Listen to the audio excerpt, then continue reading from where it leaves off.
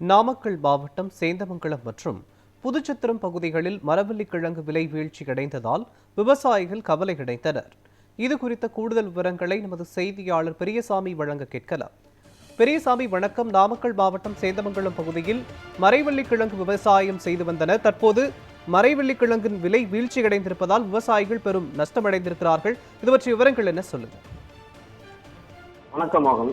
நாமக்கல் மாவட்டம் சேந்தமங்கலம் மற்றும் பூச்சத்திரம் சுற்று வட்டார பகுதிகளான காரவள்ளி, பழையபாளையம், கோடிநாய்க்கம்பட்டி, வேலுக்குறிச்சி, சேந்தமங்கலம், கல்குறிச்சி, சிங்களாந்தபுரம், நாமகிரிப்பேட்டை, புதன்சந்தை, உடுப்பம், நவனி, காரைக்குறிச்சி, திருமலைப்பட்டி உள்ளிட்ட பகுதிகளில் விவசாயிகள் அதிக அளவில் மரவள்ளி கிழங்கு பயிரிட்டுள்ளனர்.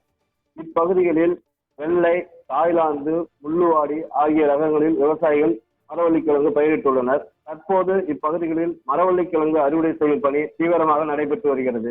இப்பகுதியில் விளையும் மரவள்ளி கிழங்கு சேலம் மாவட்டத்தில் ஆத்தூர், தலைவாசல் மற்றும் நாமக்கல் மாவட்டத்தில் செல்லப்பம்பட்டி, நாமகிரிப்பேட்டை ஆகிய பகுதிகளில் இயங்கி வரும் தேக்கோ ஆலைகளுக்கு ஜவ்வரிசி தயார் செய்ய விவசாயிகளிடமிருந்து வியாபாரிகள் நேரடியாக கிழங்கு மாவின் 10 புள்ளி அடிப்படையில் விலை நிர்ணயம் செய்து கொள்முதல் செய்கின்றனர்.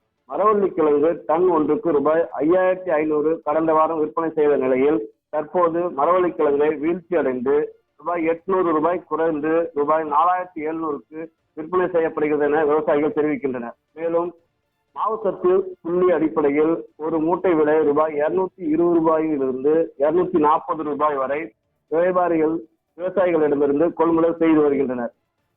மேலும் மரவள்ளி கிழங்கு விலை வீழ்ச்சியால் விவசாயிகள் மிகவும் கவலை அடைந்துள்ளனர்.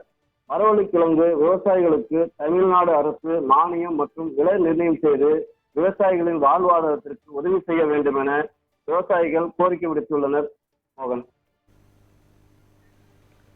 விவரங்களுக்கு நன்றி பெரியசாமி.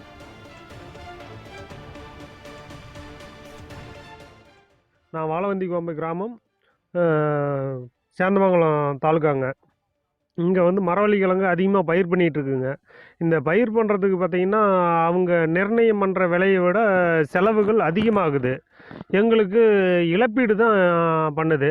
இதுக்கு வந்து அரசு ஒரு நிவாரணம் சரி பண்ணுற மாதிரி மரவள்ளி கிழங்குக்கு ஒரு நிர்ணய விலையை சரி பண்ணாங்கன்னா நல்லாயிருக்குங்க. இல்லாமல் இருந்துச்சுன்னா எங்களுக்கு வருஷத்துக்கு வருஷம் வந்து இழப்பீடு அதிகமாகிட்டே இருக்குது. போன வருஷம் இருந்ததுக்கு இந்த வருஷம் பார்த்திங்கன்னா ஒரு நிர்ணயமான விலையே இல்லாதனால மூட்டை 400ங்கிறாங்க, 420ங்கிறாங்க, பாயிண்ட்டுங்கிறாங்க. அந்த பாயிண்ட் வரல அப்படிங்கிறாங்க. பாயிண்ட் க்ளோஸ் ஆனாலும் இவ்வளோதாங்கிறாங்க. எங்களுக்கு வந்து கூலியும் பார்த்திங்கன்னா விவசாயத்துக்கு ஏகப்பட்ட கூலி வருது. கூலி ஆட்களும் கிடைக்கிறதில்ல. விவசாய பொருட்களுக்கு இடுபொருள் பார்த்திங்கன்னா அதிகமாக செலவாகுது. இதனால் வந்து இழப்பீடு தாங்க வருஷத்துக்கு வருஷம் அதிகமாகிக்கிட்டே போகுது. எங்களுக்கு அது நிரந்தரமான விலையை வந்து கொஞ்சம் நிர்ணயம் பண்ணி கொடுத்தாங்கன்னா நல்லா இருக்குங்க. மரவள்ளி கிழங்கு சாகுபடி பண்ணியிருங்க. ஆனால் கிழங்கு விளைச்சல் கம்மியாகவும் இருக்குது, விலையும் இல்லைங்க. ரெண்டாவது வந்து பார்த்திங்கன்னா உரம் அதிகமாகிடுச்சு, கூலி ஆள் கிடைக்கலைங்க. ரொம்ப சிரமமாக இருக்குது. ஒரு அரசு பார்த்து ஏதோ ஒரு நிர்ணயமாக விலை நிர்ணயம் பண்ண நல்லா இருக்குங்க. ஆள் கூலி ஒரு நாளுக்கு 300 ஆகுது கூலி. எங்களுக்கு கிழங்கு வந்து 400 தான் கொடுக்குறாங்க. எங்களுக்கு ஒரு 1000 கொடுத்தா தான் கட்டுப்படி ஆகும். உரம் விலையெல்லாம் ஏறி விற்கிது. எங்களுக்கு ஒன்றும் கிழங்குல பாடுபடுறது தான் மிச்சம், ஒன்றும் மிச்சம் ஆகலைங்க. எங்களுக்கு விலை கொஞ்சம் சேர்த்து ஒரு நிர்ணயம் பண்ணி ஒரு 1000 வர்ற மாதிரி எங்களுக்கு கொடுத்தீங்கன்னா எங்களுக்கு ஏதோ விவசாயிக்கு கொஞ்சம் நன்மை கிடைக்கும்.